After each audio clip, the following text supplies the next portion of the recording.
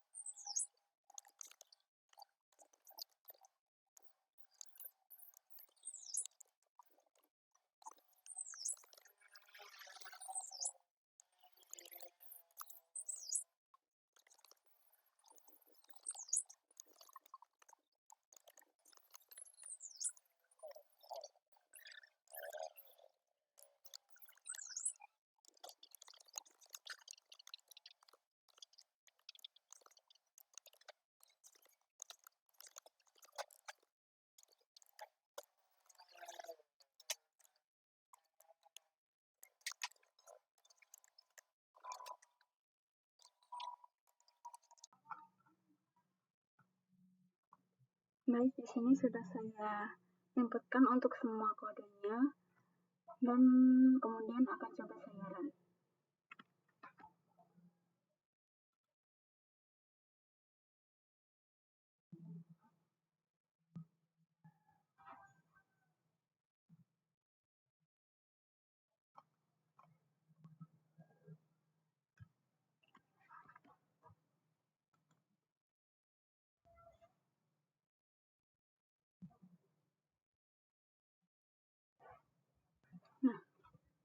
Di sini sudah muncul untuk outputnya.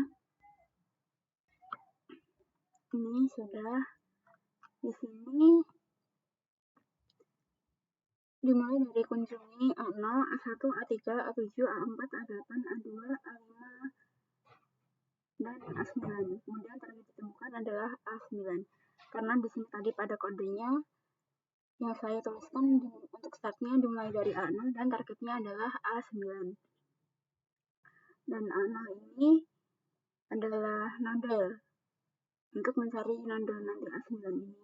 Dan kemudian ini sudah ditemukan targetnya A9. Di sini akan saya jelaskan sedikit mengenai DFS ini. Nah, DFS ini bekerja dengan prinsip menyusuri satu cabang sampai paling dalam sebelum kembali lagi atau backtrack. Di dalam kode ini saya menggunakan struktur data stack.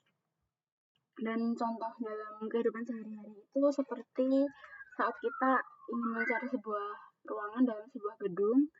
Dengan DFS ini maka kita akan masuk ke satu koridor, kemudian kita akan menyusuri setiap ruangan atau memeriksa setiap ruangan sampai ke ujung koridor terlebih dahulu, setelah itu baru kembali dan memeriksa ke koridor lainnya.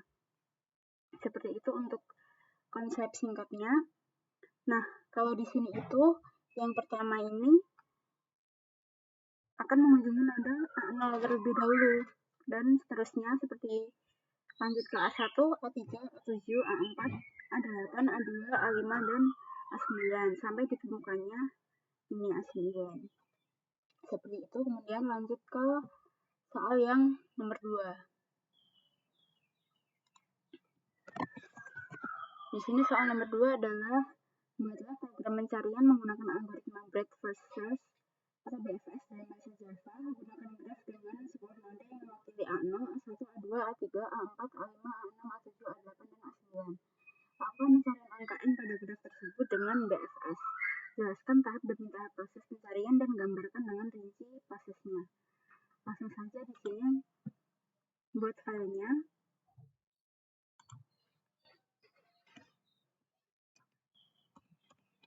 bfs.java.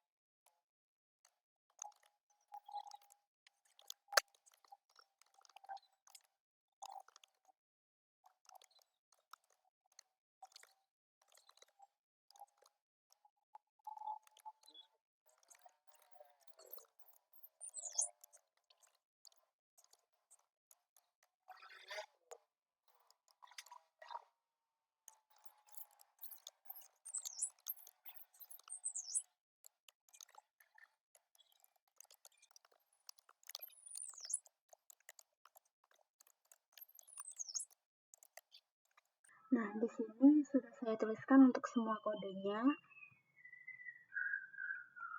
dari awal sampai akhir. Kemudian akan saya coba untuk run.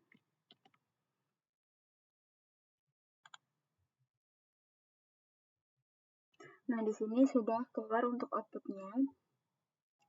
Jadi, BFS ini kunjunginya itu berurutan dari A0 sampai A9, yaitu target yang ingin kita cari tadi, sesuai dengan yang saya ketik di sini, startnya dimulai dari A0 dan targetnya adalah A9.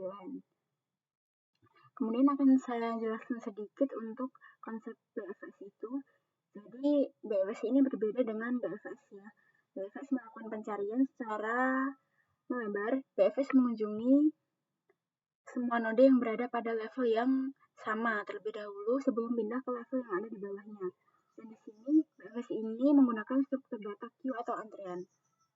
Dan contohnya dalam kehidupan sehari-hari itu seperti saat kita sedang mencari seseorang dalam sebuah gedung, maka tentunya kita akan mencari orang tersebut pada lantai 1 terlebih dahulu. Jika tidak ada, baru akan kita cari ke lantai 2, 3, 4, dan seterusnya sampai orang tersebut kita temukan.